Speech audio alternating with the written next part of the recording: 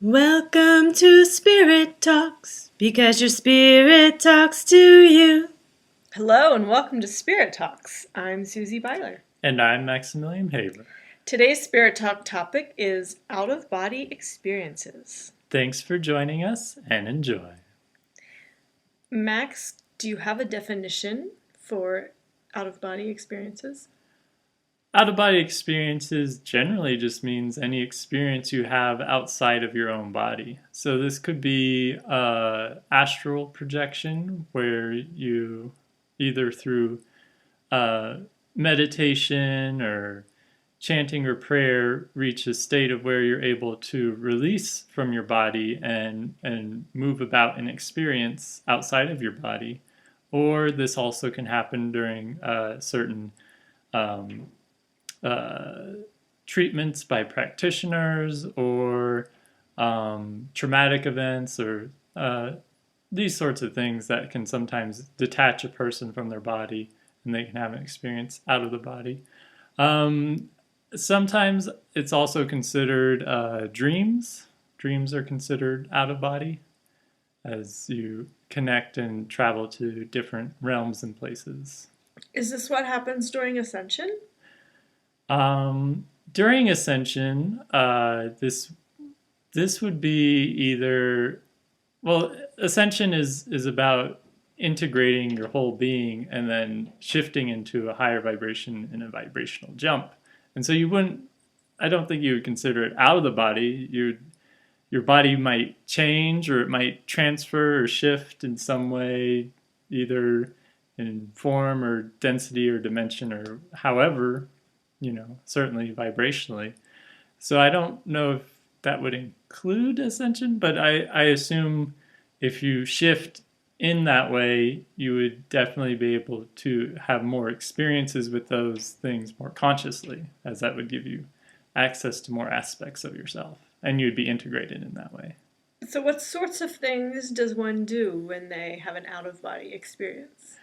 I've heard different things where some people actually don't remember what has happened until after it's happened, and then they retroactively gain the memory of the out-of-body experience. I've also, personally, I've had split experiences where I'm simultaneously out of the body and in the body. So I'm actually in two places at once, which is kind of trippy. I've been as many as 3 places at once, which it stretches your perceptual awareness a bit, but that's just my personal experience. I've also heard of, like some people, it's very like they're just watching it happen. And it's like, it's just an experience unfolding.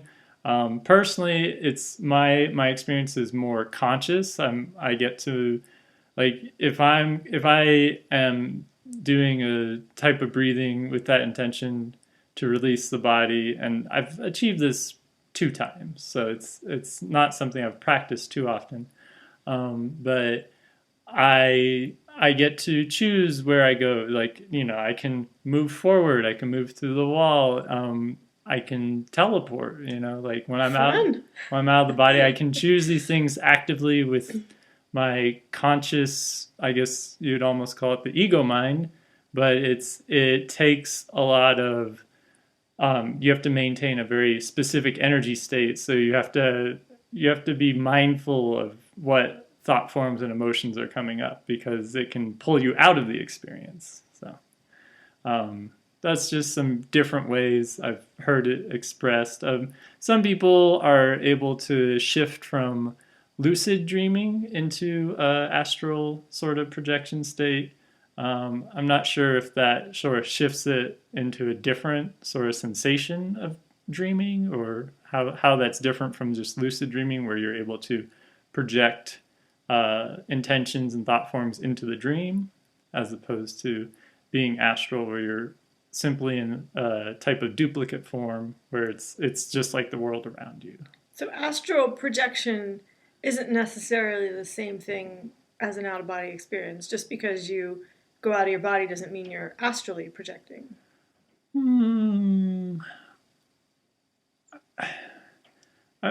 I've heard it defined both ways, so Okay. I'm not sure which one you would. I mean, some say if you're out of body, it's automatically considered astral Okay. because your body is a physical aspect, so your projection would be your astral projected aspect, or etheric, or light body, or however.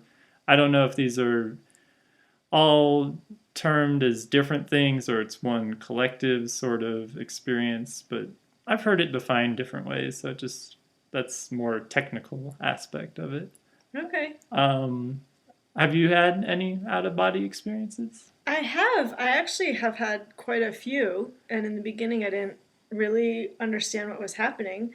It was during acupuncture sessions, so I didn't really have to do much work or focus. I just was, lying on the table receiving the session.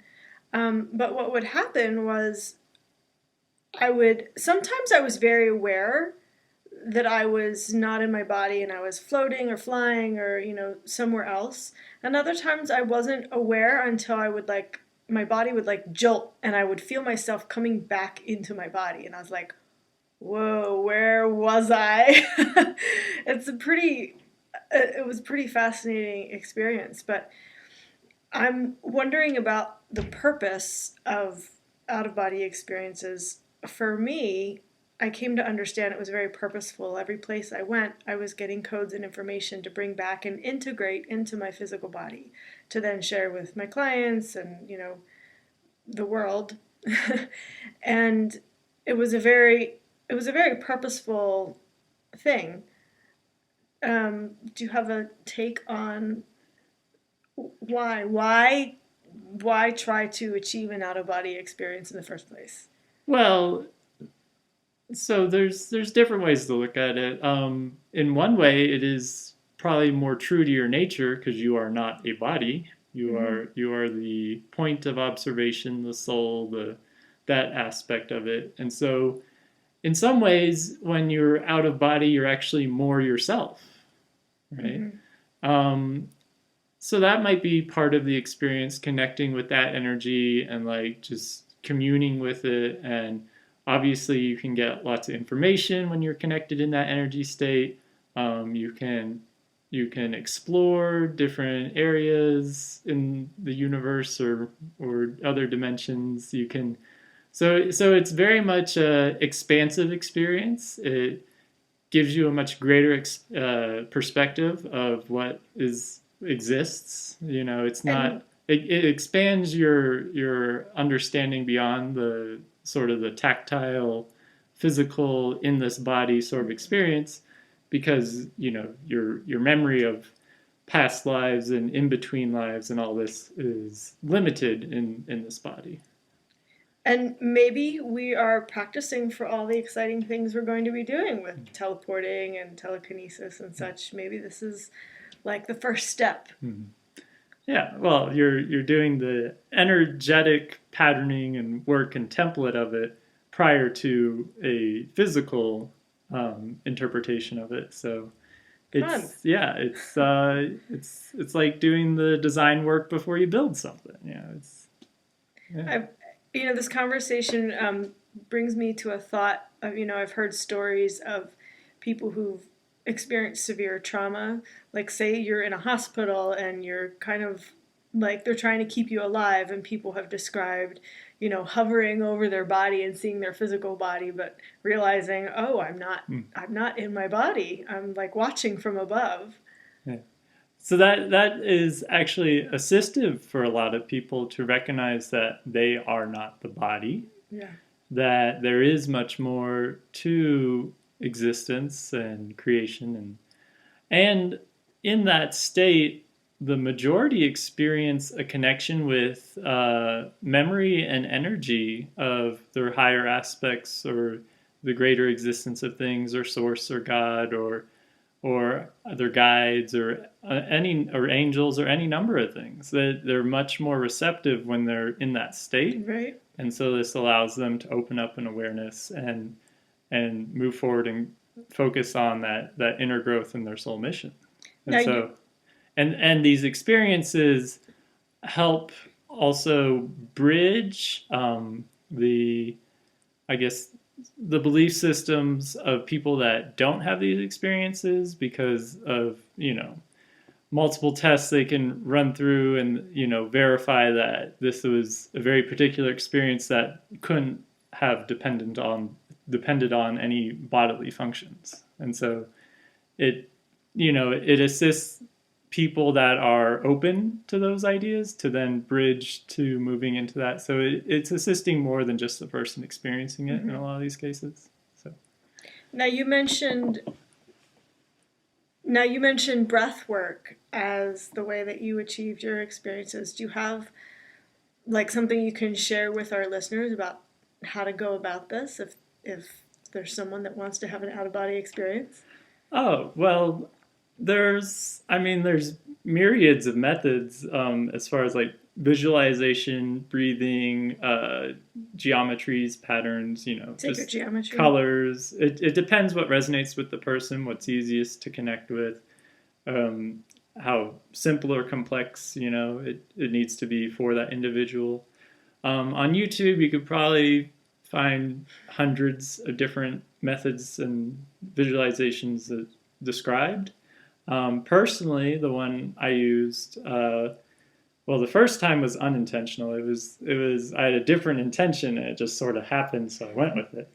The second time was intentional, and with that, I was moving my focal point of humming. I was doing the letter M, so okay. I was moving that from as far as like the tip of my nose and all the way down into the depth of the lung and going back and forth. So trying to do the majority of the respiratory tract back and forth. And the intention was to release the attachment to the body. And so it's just those two simple things. And it probably took maybe 5 minutes or 10 minutes or so. And when I finally, like, there's a very specific sensation as to when you actually let go of your body before anything happens. It's like this like duplicate projection of yourself is laying exactly where you are and you haven't moved, but you can feel this come into your engagement and awareness and sensation. And then this is just from my personal experience. And then from there I can then, move about in any direction or teleport or whatever in that projection.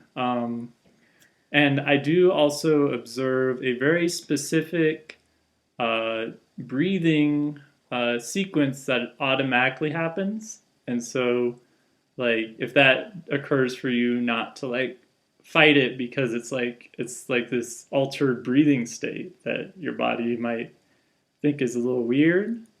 For me personally, it's similar to the breathing pattern before orgasm. So it's the Kundalini type energy breathing pattern. For other people, they might just let go of their entire sensation of their body altogether, not be aware of any of that. So it depends on the individual and what resonates with their methods. So now, what happens if you leave your body and you can't find your way back, or you don't want to come back? So I've heard that from like that's a common fear that happens, and I've heard that I've heard from people's experiences that is impossible, at least when you're alive. Like if you pass away, then obviously you can stay away from your body because your body's not alive anymore. But if you're in a healthy state and you're in this projection, they often reference a silver cord running from the abdomen all the way back from your projection abdomen to your physical abdomen. Yeah. And it apparently stretches to infinite lengths at infinite speeds, and it's unbreakable, as I've heard.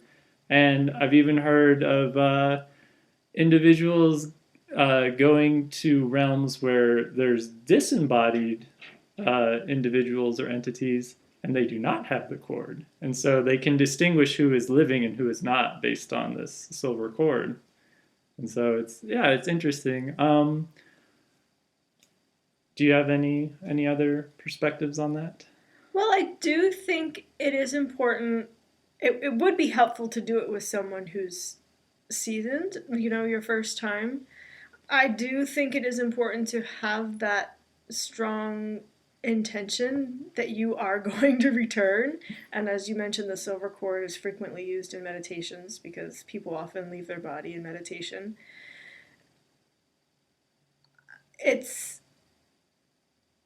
It's also very important you use the word healthy. I think it's important that you have a healthy relationship with this reality and with your body so that you do have some degree of desire to return. Because I can remember lying on the acupuncture table and coming back into my body and just crying because I was so upset to be back. And honestly, if my practitioner wasn't there in the other room, making sure everything was okay, I might have stayed out there for a while. And, who knows what that would have looked like.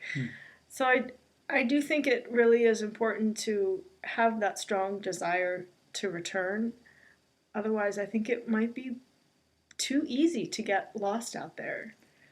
Well, that's my perception based on, seeing people and clients in trauma. right. When you're working with healthy individuals, that's a completely different thing. Yeah. So, but I mean, this happens to people. They have trauma and they're out of their body. It's, that it's just something that happens. It's not something they're intending, or, it's not something to judge. It's just something that happens and they're experiencing. And so, I mean, is it, I wouldn't say it's necessarily wrong to be out of your body. It's part of you. It's something you can experience. Well, if you want to be functional in this reality, then right. It's important for you to be here. Right, but that depends on the person's path and role. Like, if they're engaged with that and that's part of their path, maybe that's okay, and maybe they're able to bring back some information quite frequently because they're always partially or totally out of the body. Do you think that's what diagnoses such as schizophrenia and some mental illness and things like that, where people are actually out of their bodies and doing work in other realms and bringing back information for us? It's probably a large portion. It's, because, and with that, it isn't just that they're bringing back information, but often what occurs is they're not integrating the energy and information. Right, that's really important. And so it's a sort of a dissonance or like a disharmony of energy that's causing the dysfunction, right? Their inability to function in a capacity that they would consider healthy for themselves, or helpful, or however I mean, other people can define it how they wish, but just from the individual's perspective. So. Well, this has been very interesting. Is there anything else you wanted to say before we wrap it up? If you're going to explore out-of-body experiences intentionally through astral projection, I think the most important thing is to work through any fears you have about it so that you're not projecting that energy into the experience. And to be easy on yourself. I mean, some people will get a little frustrated that they're not able to, or that they're not. Sometimes they do have the part where they're coming out of the body and then they don't remember it, and then they're frustrated that they don't remember. So just be easy on yourself. Be patient. Allow yourself to feel and explore, and just understand that it's a part of how you are. You're not a body, you're just experiencing the body. So it's nothing like super like weird or anything. It's just part of how you are. Well said. Yeah. Well, thank you everyone for joining us. We'll see you in the next episode. May you explore many worlds in dreams and in projections that are beautiful, adventurous, and magical.